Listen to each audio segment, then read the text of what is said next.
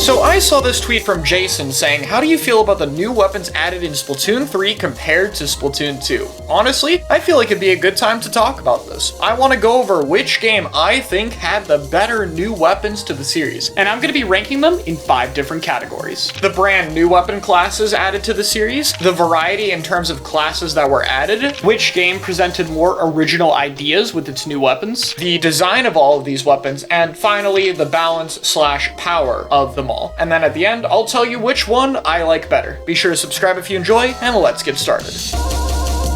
First off, the brand new classes. Splatoon 2 added 5 different dualies and 3 Brellas to the game, while Splatoon 3 added 3 Splatanas and Stringers. I feel like both of these games have one class that was very well received and another one that had a lot of problems. For Splatoon 2, this is the dualies in terms of being well received. While very similar to shooters, the dodge roll mechanic opened up a lot of unique playstyles and options for building weapons that clearly worked considering dualies got 5 entire new main weapons in the same game. Between things like multiple dodge rolls, slides, fast rolls, or having increased power afterward, there's definitely a lot here, and dualies have consistently felt pretty good.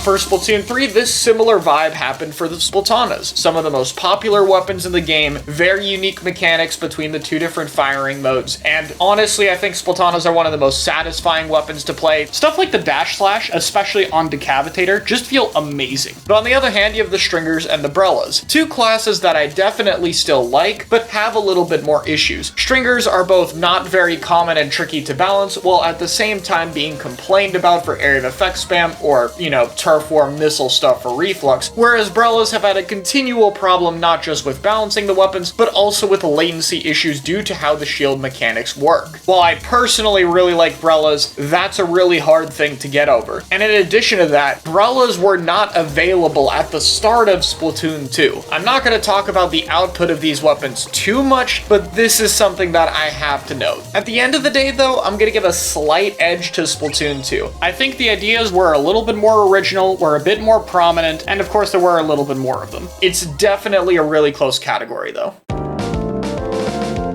Next up is variety, and I get that Splatoon 3 has a natural advantage here. Of course, when you already have more base weapon classes in the game, you have a larger pool of weapon classes to add new weapons in, but that being said, this category goes to Splatoon 3. Splatoon 2 didn't add a new brush, it was the only class that got excluded, but Splatoon 3 went above and beyond to make sure every class got a brand new weapon, and I think that has to give it a big edge in the variety category, which immediately brings me into the next one though. Original ideas. Something about Splatoon 3's weapons is that a lot of them are basically just sticking different weapon ideas together. Pencil is a bamboo with the range of Splatterscope. Dowser dualies is a hybrid between short and long range dualies. S-Blast is a hybrid between short and long range blasters. You get the idea. And while Splatoon 2 did have some of this with Flingza and Ballpoint, it was definitely less pronounced. Remember, vertical flicks and charge holds were brand new mechanics that were utilized to create weapons like Nautilus, GoodTuber, and Flingza Roller. Splatoon 3 didn't really add any new weapon to take advantage of mechanics like Squid Roll or Squid Surging. It instead had to expand on already existing mechanics. Splatoon 2 also had weapons that felt completely new in terms of what they could do, mainly with the sloshers. X-Blow and Blob are unique ideas that I don't think are comparable to anything else in Splatoon 2. A backline area of effect weapon is entirely new to this game that can actually paint. And nothing really has shots that linger like Blob. And while I already talked about the new weapon classes, I think the mechanic of Brella shielding alone is by far more original than anything added by any of the other new weapon classes. This is a point to Splatoon 2. When we talk about the weapon design though, things get a little bit more iffy. Like yeah, GoodTuber was based off a brand new idea with a charge hold, but was it really a great idea for a brand new weapon? I don't think so. I still hold the opinion that everything about it could have just been given to Squiffer and it probably would have been better. Bloblobber is one of the most annoying weapons to play against right now. Latency affecting the bullets is annoying and it's a very AFK weapon. Squeezer has been a balance problem forever. Fling's a Roller ended up being a vertical flick bot that, while it did eventually get fixed, it got fixed in Splatoon 3, and that's not even talking about Clash Blaster, possibly the most hated Noob Stomper weapon in the entire franchise, which was not only added in this game, but the buff to give it this annoying blast radius was also done in Splatoon 2. This isn't to say Splatoon 3 is immune from some bad design decisions. Nova and Swig were not the greatest start, and even Wellstring has gotten a little bit of crap for being a bit of an AoE spammer without as much cooldown as stuff like Explosion, Range Blaster, or Dynamo in terms of ink efficiency and whiting frame problems. And even Nova and Swig have been consistently kept weaker, so its more annoying attributes in terms of paint and special spam haven't really been major issues. Nova's spamming an Inkjet, which is probably the best special you can have being spammed. I can't say the same thing for Fling's spamming missiles on the other hand. While Splatoon 2's ideas are definitely more original, which wanted to point in a category, Splatoon 3's weapons are significantly less annoying to go against. So I think design-wise, it's another easy win for Splatoon 3.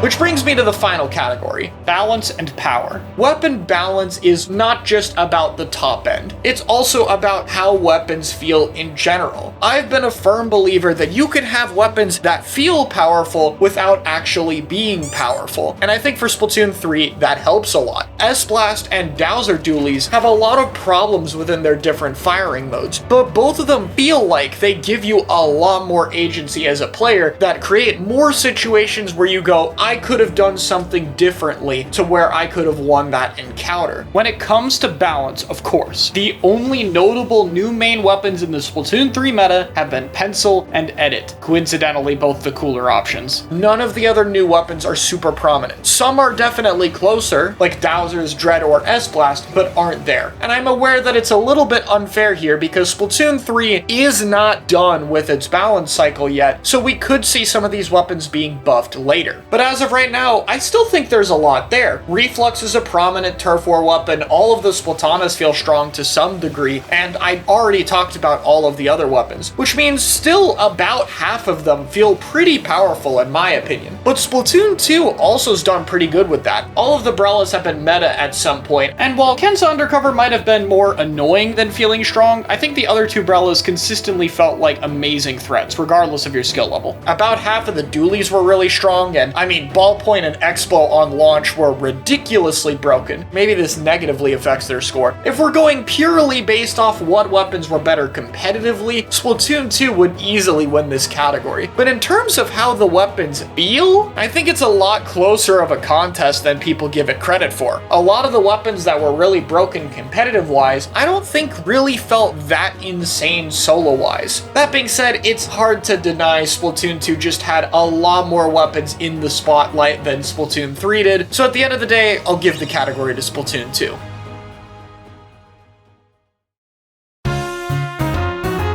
I think there's stuff to like about both games. Splatoon 3 built on mechanics a lot better, had a little bit more well-designed weapons, and had it a bit more spread out. And while Splatoon 2 had a few more weapons, and a bit more original ideas that were generally balanced a little bit more favorably. Honestly, while comparing these two and giving Splatoon 2 the victory, I think this is a category that, for the most part, Splatoon does a pretty good job with. I personally have enjoyed the new weapons in both games, and think this is just somewhere where the devs have done a good job. So yeah, I'm a fan of it. Let me know what you guys think in the comments below, and I'll see you guys next time.